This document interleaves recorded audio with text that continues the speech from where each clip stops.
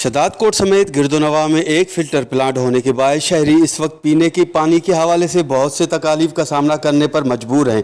यहाँ तक कि घरों और मसाजिद में भी गंदे और बदबूदार पानी ने शहरियों का मुश्किलात मज़ीद बढ़ा दिया है, जबकि दूसरी जानिब मुंतखब नुमाइंदे अपनी असल जिम्मेदारी भूल बैठे हैं।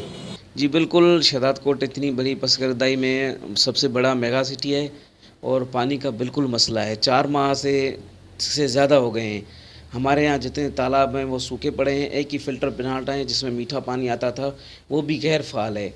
ये जो ज़िम्मेदारी है हमारे चेयरमैन म्यूनसिपल कमेटी की है, डिस्ट्रिक्ट चेयरमैन की है, हमारे जो मुंतखब नुमाइंदे हैं, MN है, MP है, उनकी है। बहुत अरसे से हम जो कड़वा पानी है वो इस्तेमाल कर रहे हैं। उस गंदे और बदबूदार पानी की वजह से हमारे यहाँ डायरिया और मुख्तलिफ़ बीमारियाँ जो हैं वो बंदों में चमड़ी की स्किन की बीमारियाँ जो हैं वो फैलने लगी हैं।